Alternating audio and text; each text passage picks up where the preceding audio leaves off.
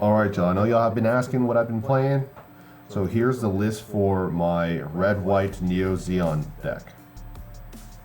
So first thing I'm playing is 3 Rick Diaz. Go right there. Next thing I'm playing is 4 of this flat militia. The level 4s, playing 2 Kishatriyas, the little one. I'm playing 4 of this Ale Strike Gundam.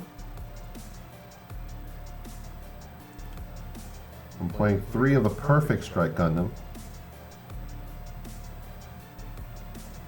And then onto the kind of the boss monsters, I'm playing 4 Sinanju. I'm playing 4 Justice. And 3 Neo-Zeong. So this is the monster lineup I'm playing. I'm still playing the triple ship package because I like the way it helps me filter for cards. This Ale Strikes will let me draw and discard cards if I control another triple ship unit. So that's going to be either the Justice, its token, itself, or the Perfect Strike Gundam. So there's quite a few targets for it to resolve its effect. So I think it's pretty good. I'm playing 7 little blockers, and generally that should be enough to help me get to mid to late game, where I can actually start playing, some bigger blockers and then into my boss monsters kind of every turn. For commands, I'm playing 3 Overflow and Affection. I'm playing 4 Close Combats. Playing 2 Battle of Aces. And I'm playing 3 Improved Techniques. And the last one is going to be 2 Striker Packs. So this is my lineup. It's still the same lineup as how I was playing in set 3 with my Zaf build. Literally the only things I've really changed would be the Neo-Zeong cards were Zaf monsters. That's the only difference. For the pilots, I'm only playing full frontal. This is my only pilot I'm playing. And for my bases, it's just going to be 4 of the Mining Asteroid Plateaus. So this is the list that I topped my first GD04 Locals with. And yes, it's pretty good, but we're in a week into GD04, so we're really starting to see how these new cards are impacting the game.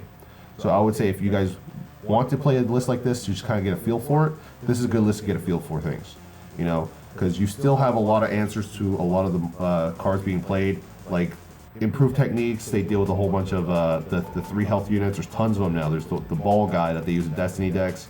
There's still Rick. There's a lot of CB cards. This is still going to work. It's still going to be great. It's also anti-aggro, so is Close Combat. It's also anti-aggro. Another card that's really anti-aggro in here, or just gets rid of problems, is the Perfect Strike. The Perfect Strike can bounce anything with 1 health away, right? So going into set 4, we're seeing League Militia making a whole bunch of these leg tokens, and they can use those tokens to either block, either use them to rest something. There's also cards like Neo-Zeong that's creating a whole bunch of tokens with 1 health. So Perfect Strike has a lot of value in just being able to summon itself. Itself is a blocker and effective bounce away a problem. So this is kind of like 2 blocking in 1 play. This is, I would say, like Kira Ale Strike put together for some of the decks out here right now. This is also really good in conjunction with like the Improved Technique.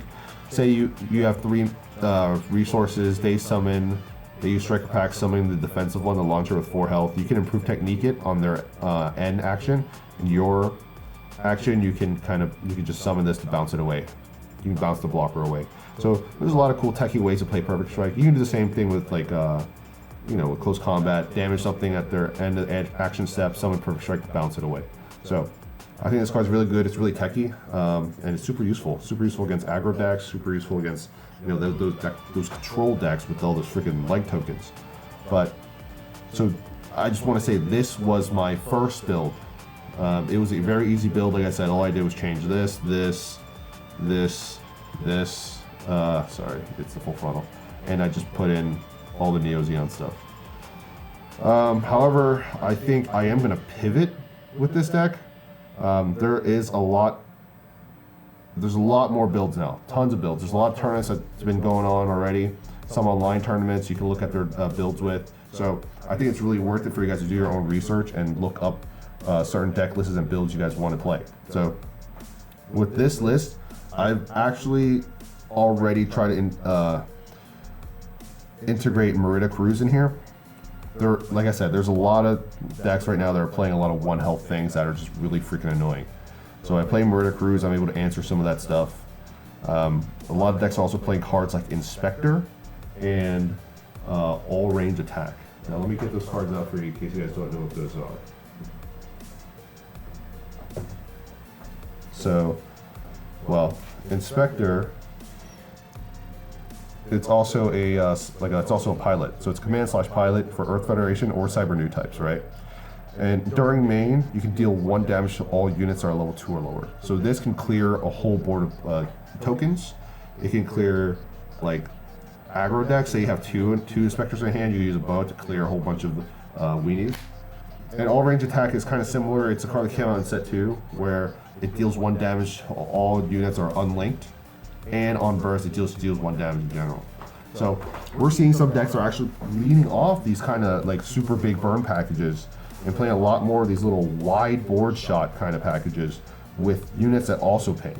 So like because they play Inspector and stuff, that 1 extra damage will make Sinanju feel more useful. My big problem with Sinanju in general is that 2 ping damage at level 6 doesn't do too much. It doesn't kill any big monsters. It kills a level 2 unit, it kills a level 3 unit, but it's not killing any level 4 or 5 units. And those level 4 or 5 units, sometimes all you gotta do is slap a pilot on there and it takes care of Sinanju. So that's a problem I have there. Another thing is by introducing Kshatriya, you're able to like ping the board with this card or All Range, right? And then summon this and link it next turn to ping like almost the whole board again. And that wipes a lot of stuff. So there's a lot of ways to play right now, man. It's tough. It's tough to figure out what I should build in a deck, what a deck should look like. So like I said, I've been doing a lot of testing. I know you guys were kind of anticipating this deck list, and well, here it is. I'm saying like this deck list will still work, but definitely do your research to try to play differently. There's a lot of different builds out there. It's good to try a lot of different builds for a deck you like. So that's why right now I'm trying a build with Merida. There's also like this Rilin Zulu. It seems pretty sick, right? It looks ridiculous how the cost is higher than the level, but it reduces its cost per Neo-Zeong card in your trash. So this guy can be summoned as a 2 cost if you have 8 or more Neo-Zeong cards in your trash. Or realistically, you're gonna just full frontal this card out. Because full frontal summon deploys anything that's level 4 or less. So you would just deploy this guy. And being a level 4 with a 4/4 stat line is really insane. Also on summon, this guy pings 1. Or if the unit has repair, it pings 3. So it's helped trade up. So it's also a card to think about if you want to add it. So a lot of different cards to try. People also play Silver Bullet to anti-mirror match, but I don't know. To be honest, I tried Silver Bullet and I feel like he did nothing. I think I'd rather prefer Perfect Strike if I want this kind of level and stat line for a blocker. So, but that's just my personal opinion. But here's the deck list. Let me know what you guys think. Let me know if you guys have tried some other red-white deck lists. Like I said, I'm still trying to figure it out myself. Gundam is a fun game, but man, it's always a journey. I'm always having to test, having to review deck lists, having to watch out, see what's going on in the bigger scenes, and try to just figure out what works for me in my local scene, right? Because something that works in the major scene might not work in the local scene. Gundam is also very heavily luck-based, so a lot of times, like, you won't see blockers, you won't see shields, or you see it all. You see the perfect hands. This is a game where you and your opponent is basically always playing Exodia. You guys can always win at any moment as long as you guys see the perfect curves, and as long as you guys see the perfect cards you see every time. It's a very tough game in that regard, where there's a lot of luck involved, but a lot of skill. Skill for deck building, skill for actually playing proper order. So the game is fantastic, it's really fun. But this is my deck list. Let me know what you guys think. Like I said, if you guys test it, you guys do well, please leave it in the comments. I'd love to see your success stories. And if you guys actually have suggestions for this, I would love to see that too.